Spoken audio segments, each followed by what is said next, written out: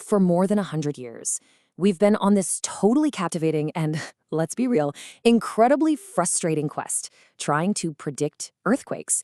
To know exactly when and where the next big one is going to hit.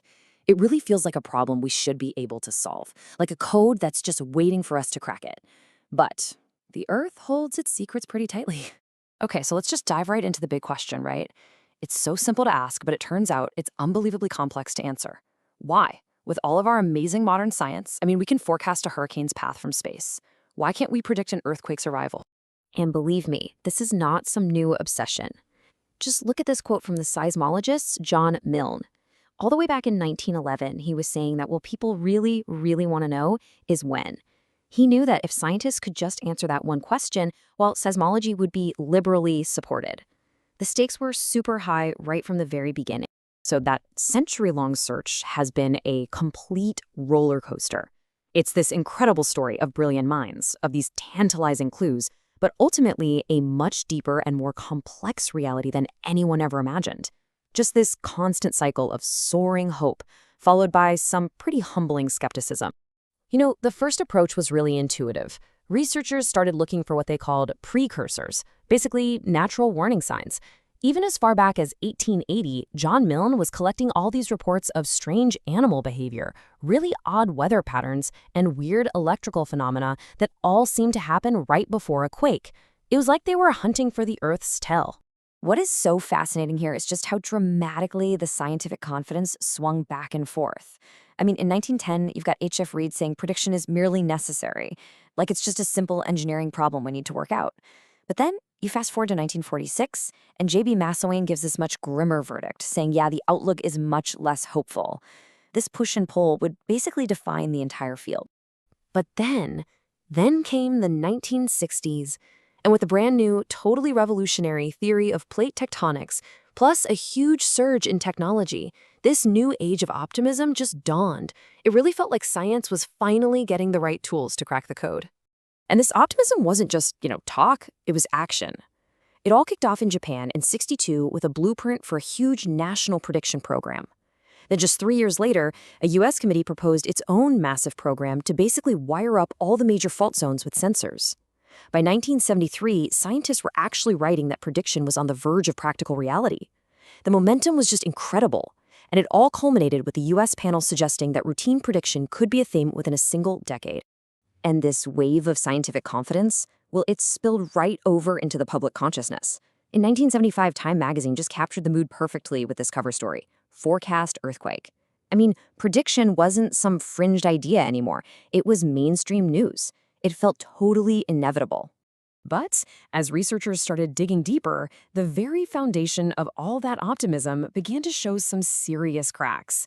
Those really promising signals they were chasing in the real world, they turned out to be way more elusive and a lot messier than they were in the lab. This quote is just fantastic, and it gets right to the heart of the scientific problem. Just because one thing happens after another, it doesn't mean the first thing caused the second. Scientists were finding all sorts of potential precursors, but were they real signals? Or were they just the scientific equivalent of beating tom-toms? How could they possibly tell the difference between a genuine warning and a complete coincidence? So one of the most exciting theories was all about seismic waves, the shock waves from quakes. The whole idea was that as stress built up in the rock right before a big rupture, the speed of these waves traveling through it would change in a consistent, measurable way. If you could spot that change, boom, you'd have your warning. But just look at the data.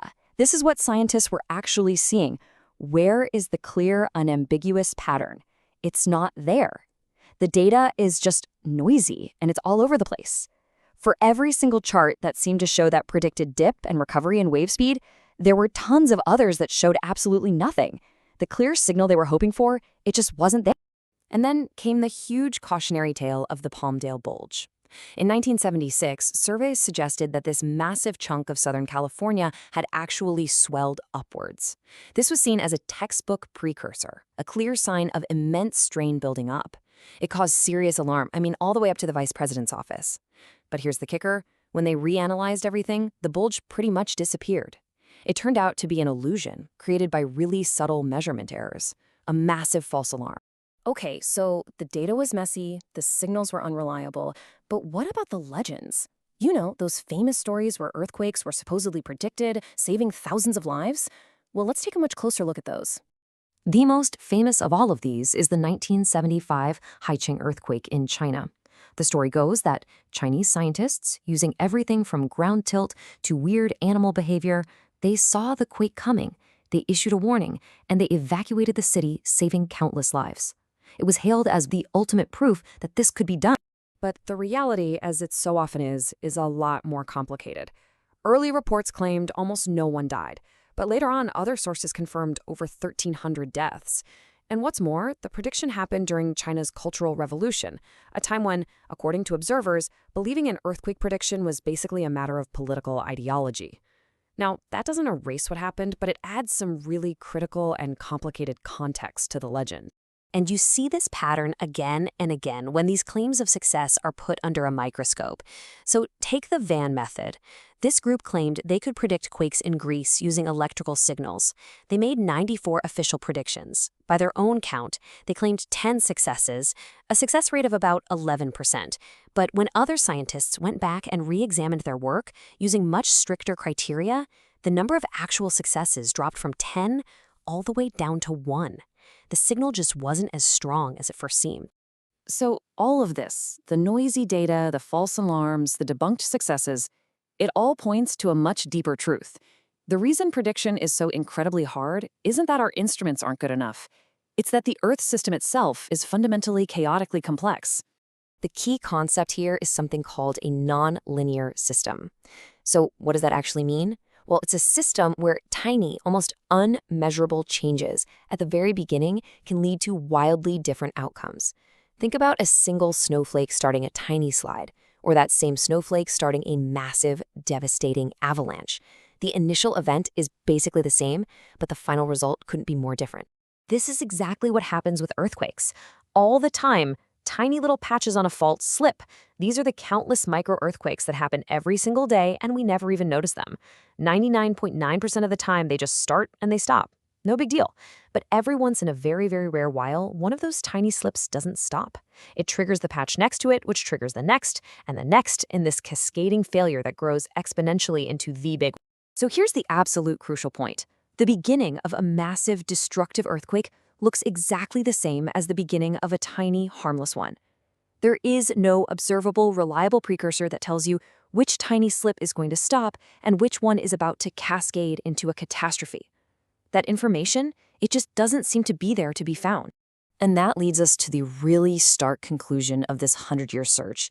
After looking at a century of data, the scientific consensus basically lands right here.